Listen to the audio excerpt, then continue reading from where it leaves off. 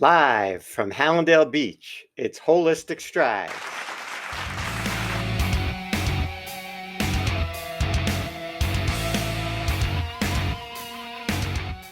Hey now, everybody. Welcome to Holistic Strides, a Start with Your Feet production. We are coming to you live on tape from my office in sunny Hallandale Beach, Florida. My name is Dr. Richard J. Rimler, otherwise known as Doc Rick, and I am one of a few holistic podiatrists in the country.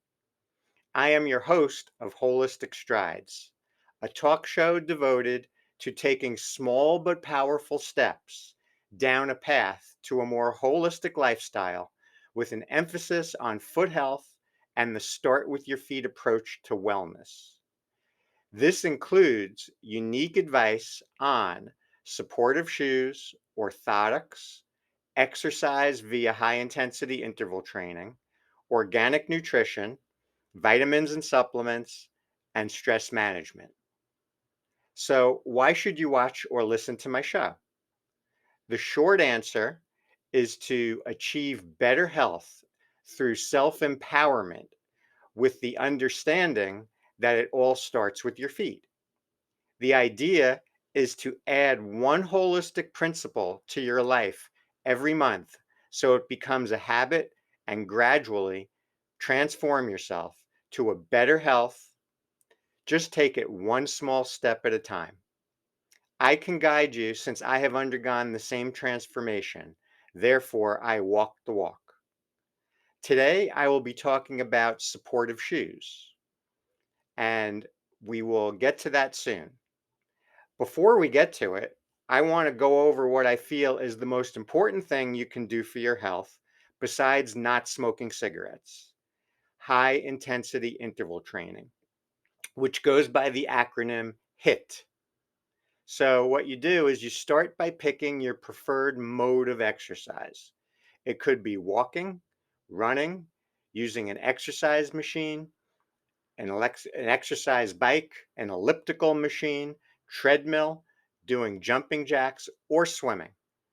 Do this close to home for convenience and to avoid excuses not to do it.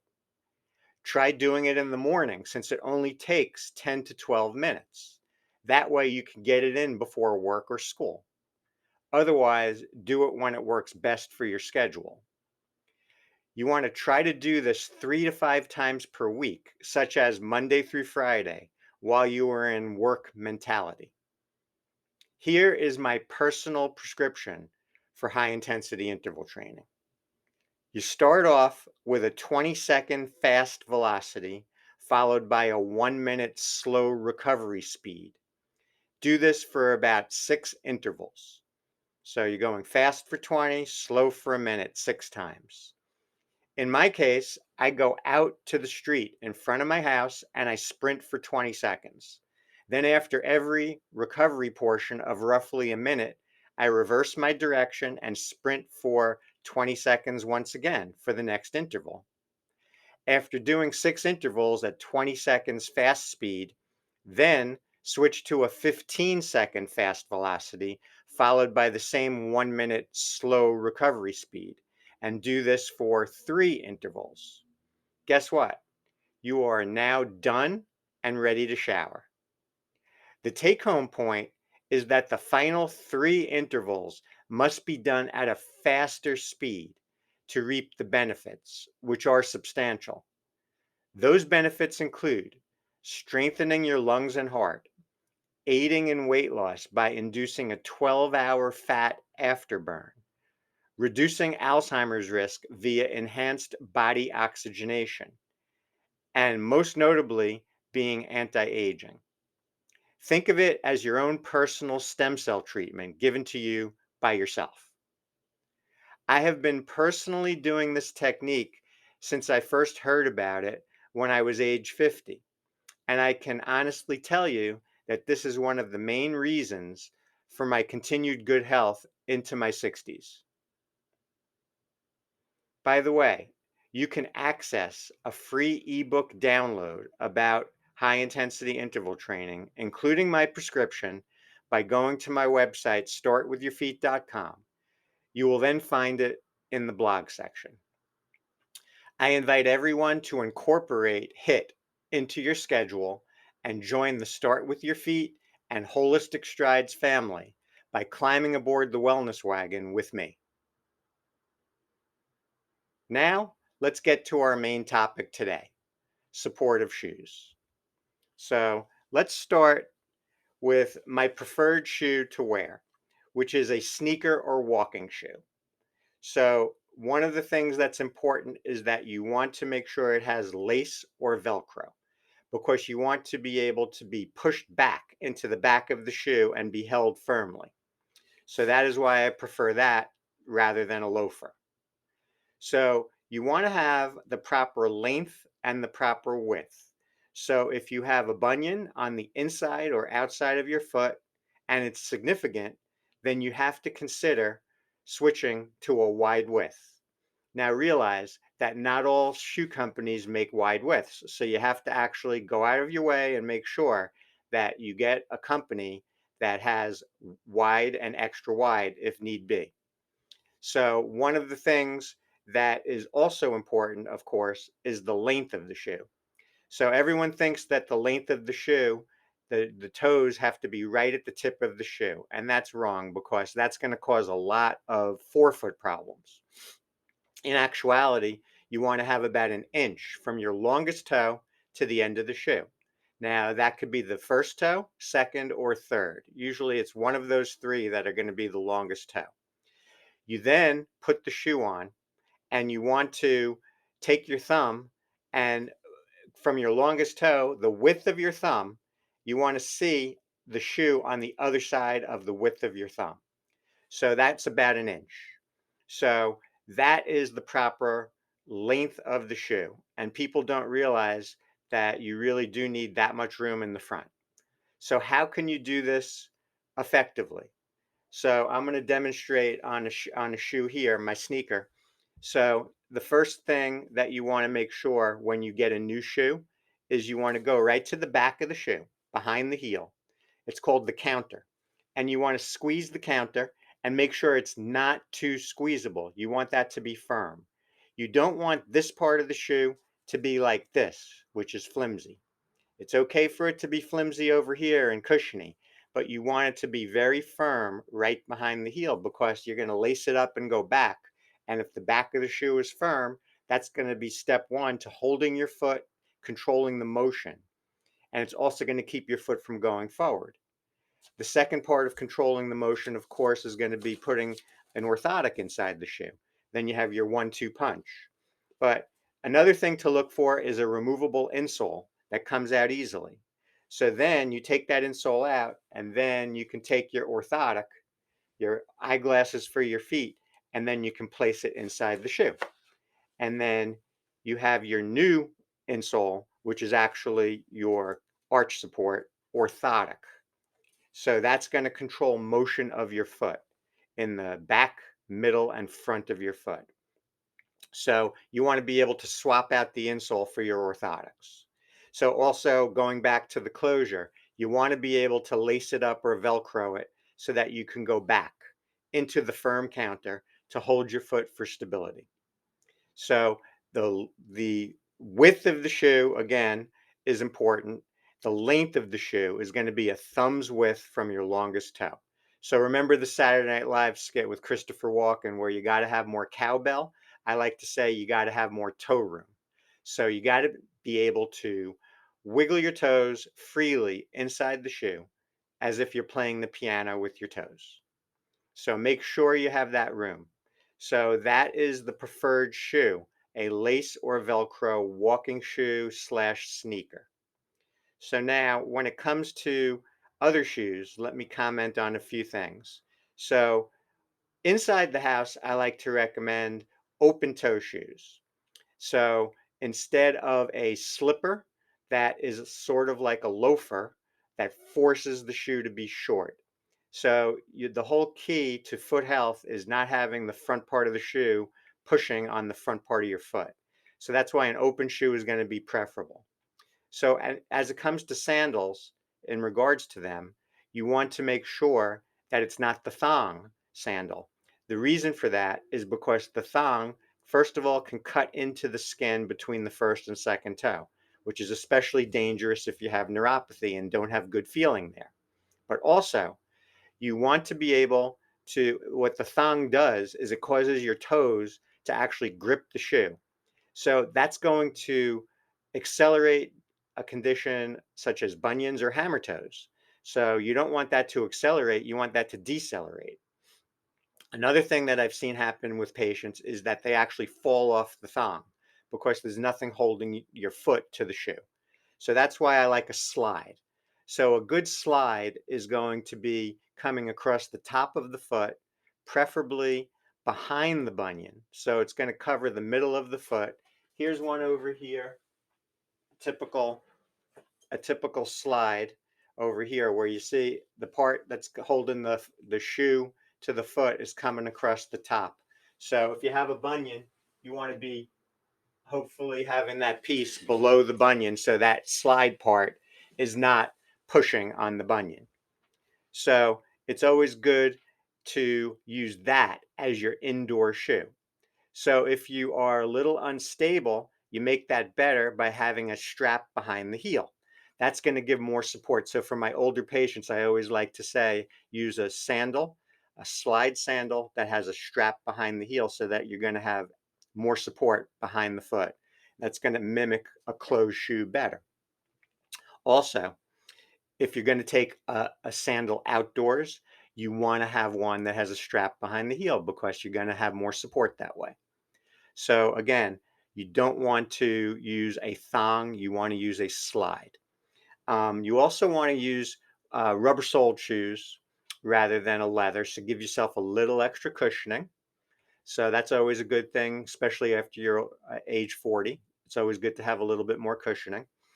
You want to make sure that the sandals are not twistable in the arch. So if you can twist them like a pretzel right in the middle, that means you're going to have no arch support and you're more likely to have a foot problem. So you want to have it nice and sturdy in the center of the shoe.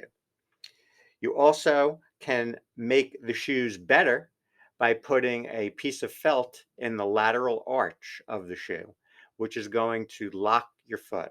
So you can get those online. You can get them on in medical supply stores. I use 1/8 inch adhesive felt and I place them in the lateral arch. And then all of a sudden, I'm making the foot more stable just by doing that. So that's a way to even increase stability.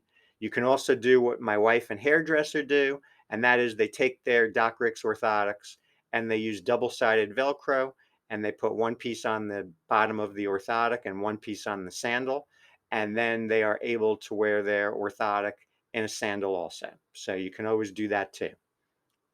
Okay, so let's get to dress shoes for women, which is always a big bugaboo. So I want to stress that the shoes that are really bad are going to be the slides, the slide shoe, the loafer type shoe, the closed shoe that you just slide into without a lace, because that forces you into a shoe that's too short. So my preferred choice for a dress shoe for ladies is going to be an ankle high boot in Florida. If you're up north, you can go with a knee high boot. But the bottom line is that by going above the ankle with your dress shoe, you will then be able to get the proper length, which is super important. So you want to be able to get that 1 inch from your longest toe to the end of the shoe. You can even have a pointy shoe in an ankle boot, but if you get that point away from the foot, it's not going to cause damage to the foot. If it's going to be pointy close to the foot, there's going to be problems with something, whether it's the nails, the bunion, toes, blisters, etc. So if you want to do an open shoe that's dressy, you can do a wedge. So a wedge open toe shoe, roughly not more than about 2 inches. A wedge is going to give more foot to ground contact as opposed to a stiletto point, which has a little point, very unstable, very easy to sprain your ankle, turn your foot, etc. If you have a platform, you're going to be more in contact with the ground. I like them to be open toes so that you're not crowding the front of the foot. So that is preferable to any kind of loafer kind of shoe or a pump shoe that's closed in the front. Also, I am very happy that they're starting to make dress sneakers for women. So you're going to be able to have a much more stable foot, supportive foot if you're in a shoe with a lace. It's very hard for women to wear shoes with laces that look good. So now with these line of dress shoes, dress sneakers that are coming out, you're going to be in better shape. I personally wear a dress sneaker to work, and you can take the insole out, put your orthotic in. So then that's going to look good. It's informal, but it's going to give you a lot more support than a typical dress shoe. So you want to be able to, the key thing is being able to get the proper size so you're not squeezing your feet. Your feet are not supposed to hurt when you're wearing shoes. If your feet hurt in a particular pair of shoes, you need to ditch them and find another pair that does not hurt. So if you're able to, it's always going to be better if you can go open toe in a shoe. That's not going to be better for your feet. Otherwise, you go with the ankle high boot, a knee high boot, in colder weather, or a platform open toe uh, pump wedge is going to be better. So you want to avoid loafers and shoes without a lace. That's the bottom line there. So a dress shoe for men, again, you want to avoid loafers, and instead you want to wear sort of like an Oxford lace shoe. That something with a lace is going to be preferable. So anytime you're in a dress situation, you can, if it's a little more informal, you go with a dress sneaker. Otherwise, an Oxford lace shoe, preferably with a removable inner sole. You can put your orthotics in instead of the inner sole, and then you're going to have more support that way. So getting back to the house again, you want to have your slide open toe sandal rather than slippers or boat shoes or loafers to wear inside the house. So give yourself open toe inside the house. Super important. So that's the basics that you want to know about shoes. When you're dealing with children's shoes, just realize that you constantly need to check the size of the children's feet because they're growing very fast. So you are going to have to replace those shoes very, very quickly once the toes are getting close to the front. So keep in mind the 1 inch rule, which is the width of a thumb, to make sure that the child has the proper toe room in front. So the take home point for some a supportive shoe is going to be firm counter. I find that most of the shoes today are lacking in that quality. So if you're buying a shoe online or in the store, the first thing you do is you go right to the counter, which is the back of the shoe, and squeeze it. You want to make sure it's nice and firm. If it is not firm, I suggest returning it and getting a brand that has one that's much firmer. Now, there's some inconsistencies in some certain brands that some of the shoes are good, some are not so good. Depends on the country that it's made in, the quality control. So just be aware that go right to the counter before moving on to the next step. So the other thing that's super important to me is having the removable inner sole so that you can take them out, swap them out, get your own orthotics in. So then you have the 1-2 punch of being laced up and going back into a firm counter, holding your foot nice and firm. You have the orthotic underneath, which is going to control motion in the back, middle, and front of the foot, preferably with a comfortable material that agrees with you. And then, of course, the proper sizing is super important. You want to make sure that you have a thumb's width from your longest toe to the end of the shoe and be able to play the piano with your toes. So that is what you want to know about shoes. So it looks like we are out of here. I hope you enjoyed the show today and learned something new. I want to thank all of my striders for your support and attention. This is my very first show. I'm very excited to relaunch Holistic Strides in my new format, and I hope that you guys can learn something today.